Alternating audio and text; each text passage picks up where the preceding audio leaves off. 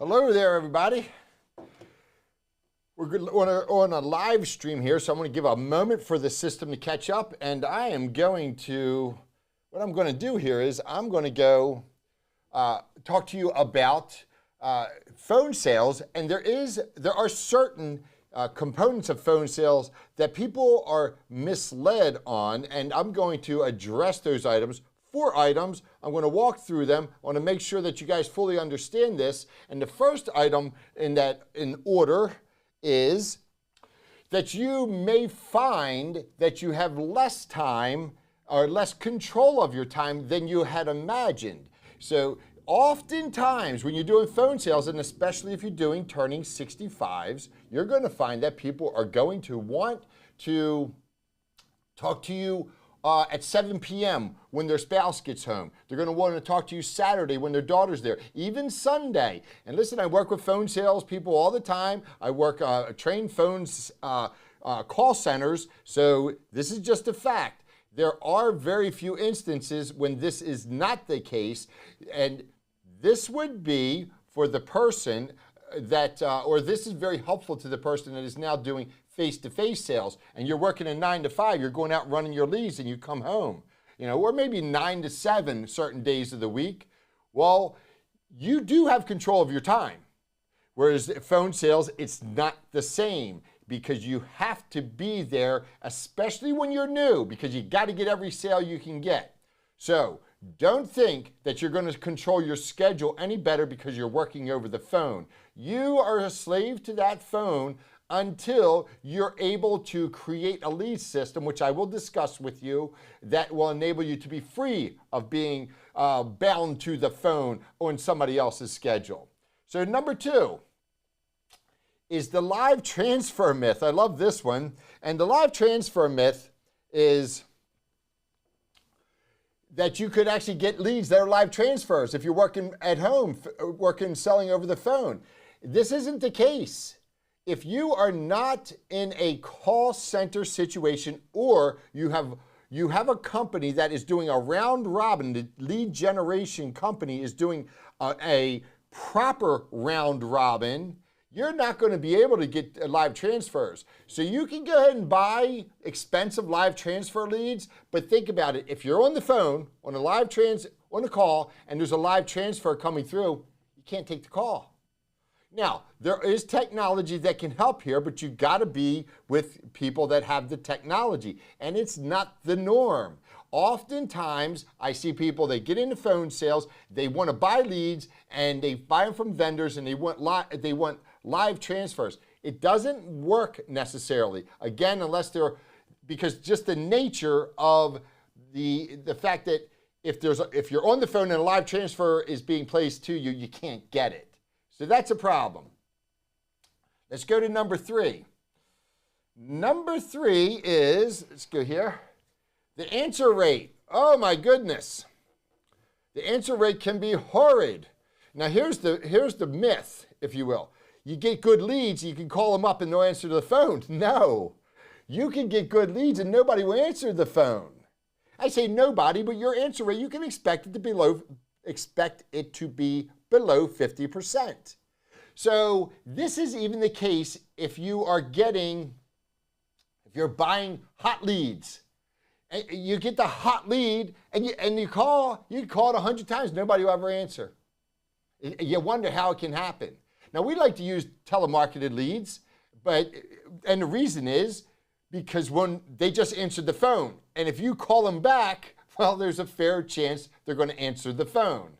But oftentimes, if you're using Facebook leads, a lot of times Facebook leads, it's not even the right phone number on there. So, and that can happen. The better the lead, the more you pay. So if you got $50, $60, $70 a lead, or you're spending thousands of dollars for a campaign per month, you might be able to avoid this. You might be able to. But I've seen the best leads. How should I say this? I've seen the best leads suck, and that's just the way it is. So the answer rate is a problem, and it's a cat and mouse game between the companies that are providing services to agents, the companies that are trying and making an effort that are providing services to agents, and the consumer protection, shall we say, the phone companies that are, as they would define it, protecting seniors or protecting consumers, because they don't differentiate between consumers and seniors. So let's move on to number 4. So the number 4 is that this applies to all phone sales, okay? This applies to all phone sales, and unless, and I said there are caveats and there are lead systems that get around this. So again, it doesn't matter that you're buying expensive leads, cheap leads. That's why a lot of times I say you're better off starting with the cheap leads and working your way up. Before you invest the big bucks, figure out how to sell, but that's sidebar.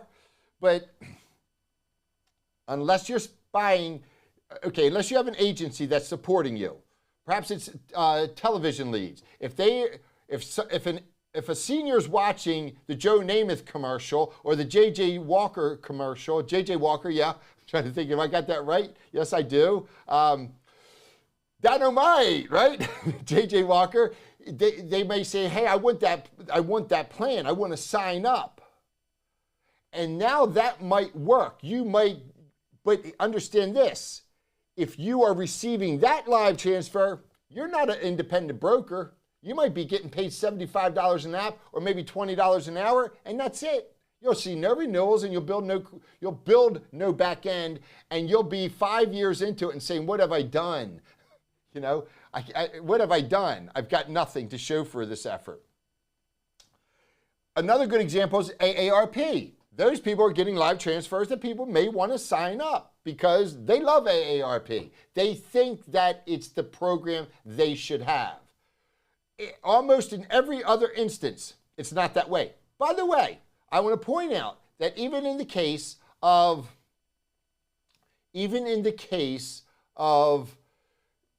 if you're getting live transfers in a call center, and by the way, I know this to be fact because I've trained call centers. I've listened to the recordings where they're getting live transfers and the people still don't want to talk to the agents. You could call that another myth, that a live transfer is a good lead. No, it doesn't mean it. It's better, but it's not great. I've seen call centers where they're still closing only 10%, and a good call center is going to close more than that because there's the accrual of data that enables them to be more efficient. But by that I mean as the database grows, they can retarget and again become more efficient with their database. You could do the same thing with your CRM, but you're not going to have that. Even if you are getting a live transfer, it doesn't mean it's going to be a great lead. So if your agency is buying or they're paying for expensive leads, and by the way, a company could spend $300-400 for a telemarketed, for a Medicare lead. And I know companies for fact that do this. They'll give up a whole year's commission. They get more than that, by the way, much more, but they'll easily give up the first year commission. In total cost, would they pay the agent? Would they pay for the lead? They'll give up a full first year's commission with no problem just to get that one lead. If you're there, God bless you, but you're probably giving up ownership of the business. So, hey, I'm not saying that telemarketing or phone sales, I should say, is bad. Even telemarketing is not bad, but understand what it is, and it's not easy. And that's the point to be made. You guys have a wonderful day. By the way, hey, subscribe, make some comments. If you disagree with me, go ahead, make a comment about it. I dare you. Have a wonderful day.